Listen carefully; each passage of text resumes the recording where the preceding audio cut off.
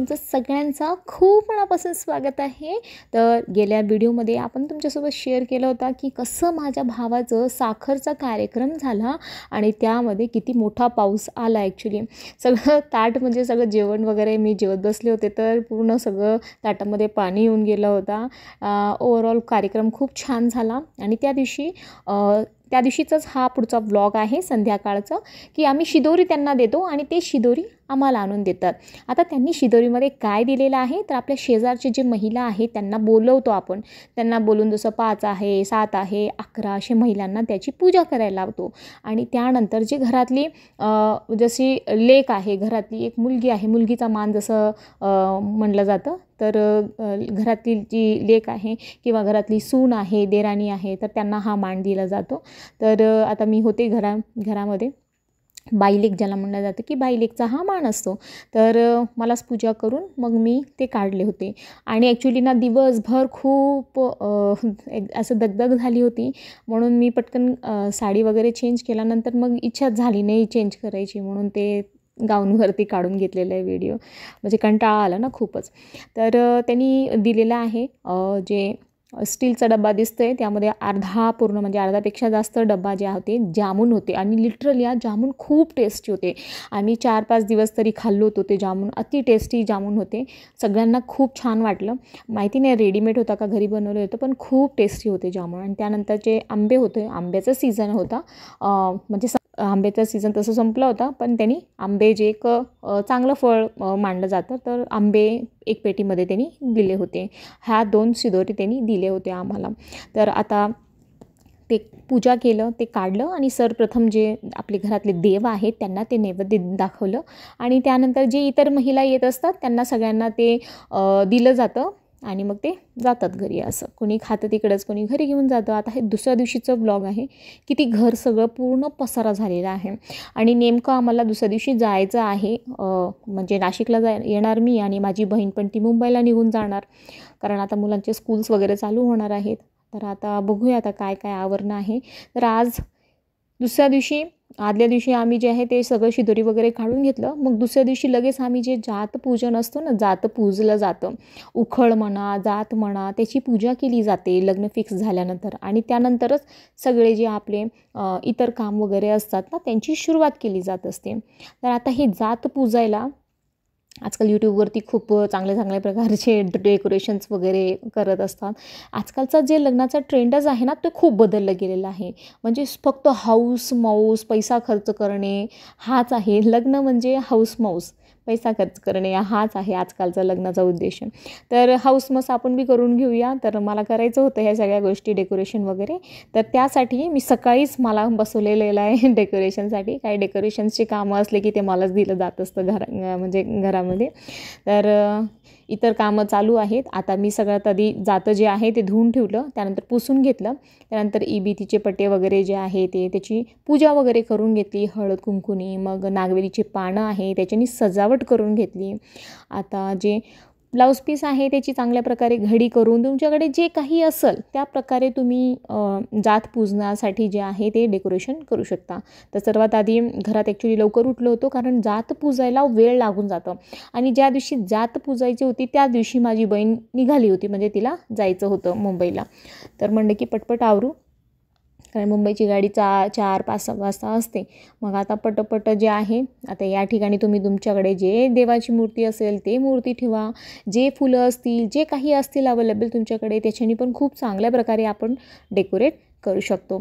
तर आता फूल तर घेऊन आले होते, शेत असतात तिकडे शेतामध्ये एक 10-20 रुपये दिलं तर ते जे शेताचे ओनर आहेत ते फूल देऊन देतात आपल्याला।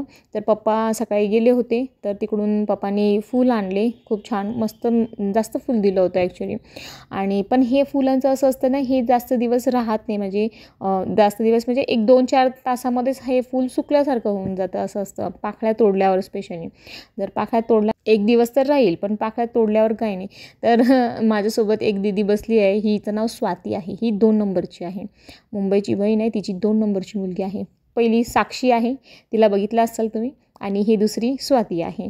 आता हे व्लॉगमध्ये तुम्ही बघतच राहणार आहे कोण कोण आहे, काय काय नाही. आणि एक व्लॉग असं करणार आहे मी जे सगळे माझे फॅमिली मेंबर्स आहेत सगळ्यांशी तुम्हाला भेट करून देणार आहे.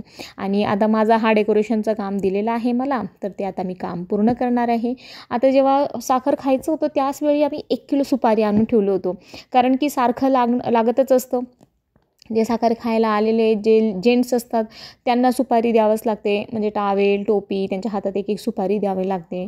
अशा प्रकारे लग्नामध्ये काही काही कार्यक्रम असतात मग तेव्हा लागूनच जातं. मग थोडे थोडे आणण्यापेक्षा आम्ही 1 किलो सुपारी घेऊन आलो होतो. मग सुपारी जास्त होते म्हणून ते पण डेकोरेशनमध्ये मी ॲड ऑन करून टाकलेलं आहे. त्यानंतर फुलं वगैरे पण होतं छान. मला जेवढं जमलं त्या प्रकारे मी डेकोरेशन केलेलं आहे. तुम्हाला कसं वाटलं ते मला नक्की सांगा, की डेकोरेशन ओके ओके आहे का, एकदम बेस्ट आहे का, ठीक आहे असं.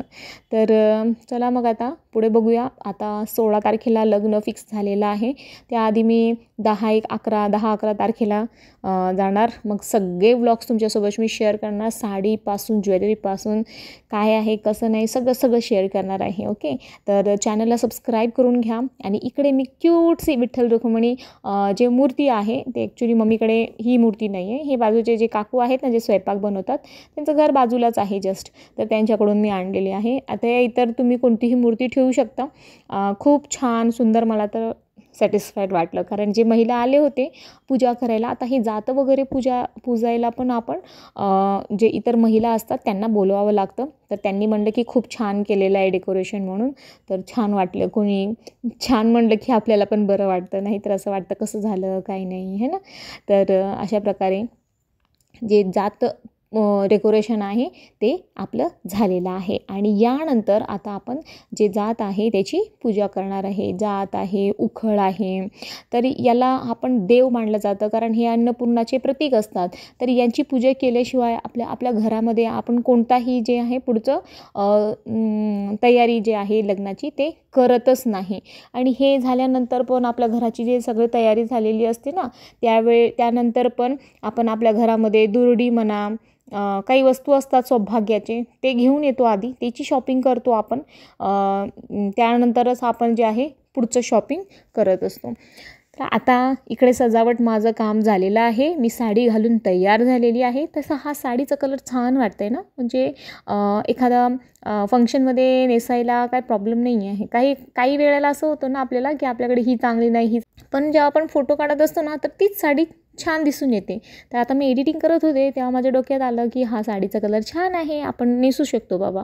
म्हणजे जेव्हा माझा भाऊ जाईल तिकडे हळदीला तर तसे येलो कलरचे कपडे असतील, किंवा त्याच्या आधी एखादा काही कार्यक्रम वगैरे असेल तर त्यामध्ये मी नक्कीच ट्राय करणार आहे, आणि ते पण थोडंसं वेगळं स्टाईलमध्ये. तर डेकोरेशन कसं वाटलं काय नाही मला नक्की सांगा. आणि त्यानंतर आता आलेले आहेत एक महिला येत आहेत पूजेसाठी, आणि ही स्वाती इकडे तयार होत आहे. आता हिंना पण साडी नेसायची आहे. तर साक्षी आणि स्वाती आम्ही सगळ्यांनी साडी नेसलं.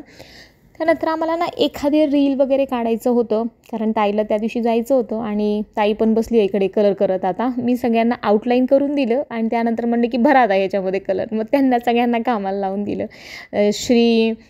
ही वैभवी, ही ताईची 3 नंबरची मुलगी आहे, वैभवी म्हणून आहे. पहिली साक्षी, दुसरी स्वाती, तिसरी वैभवी, आणि चौथा मुलगा आहे वीर म्हणून. तर आता ते सगळे बसलेले आहेत तिकडे.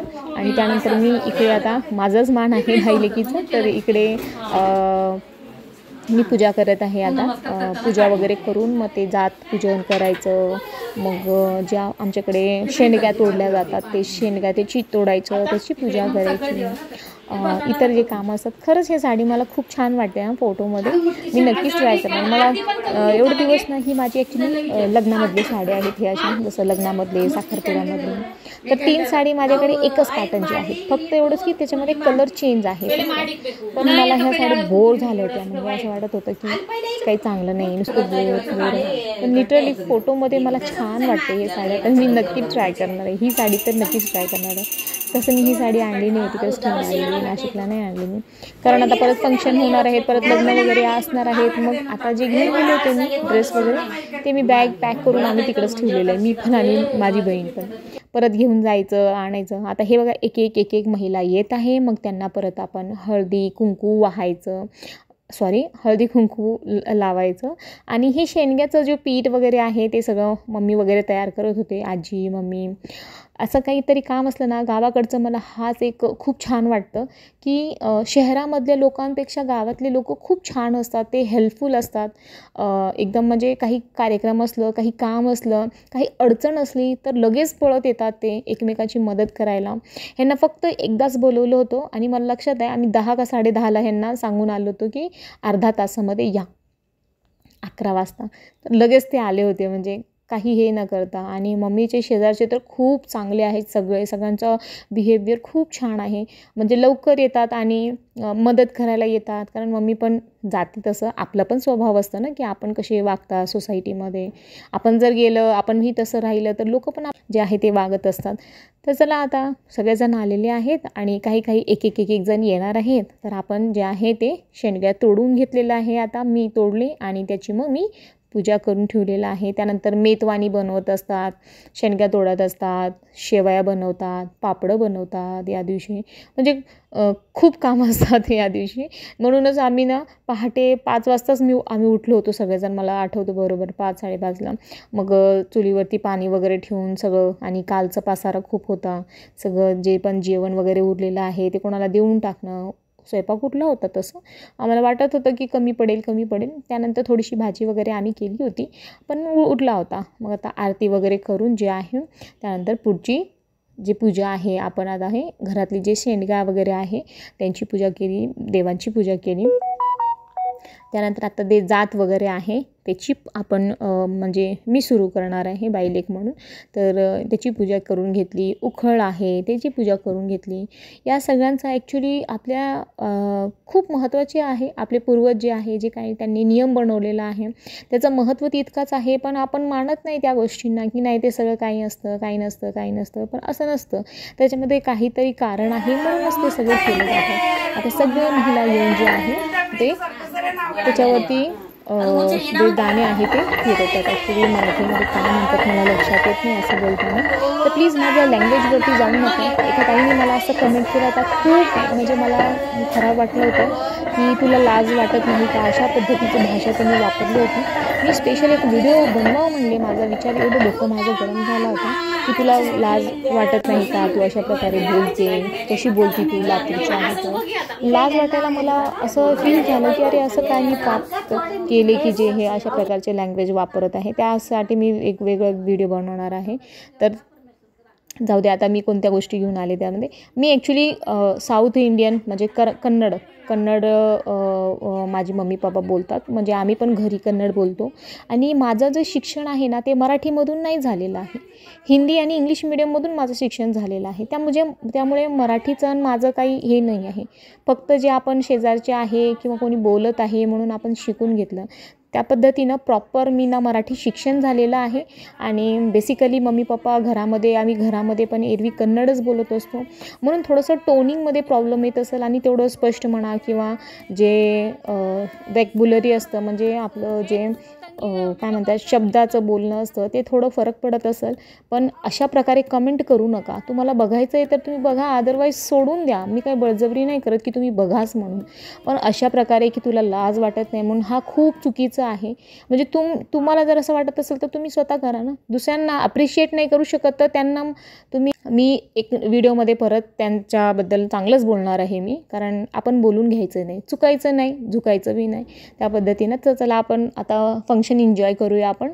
त्यांच्यासाठी मी नवीन व्हिडिओ बनवणार आहे, तर तुम्हाला त्यांचं कमेंटसुद्धा मी दाखवते काय आहे ते. ओके, तर आता ते जे जातीपूजन वगैरे आहे ते आपण केलं आणि उगाच मी टॉपिक घेऊन आले ना, ठीक आहे.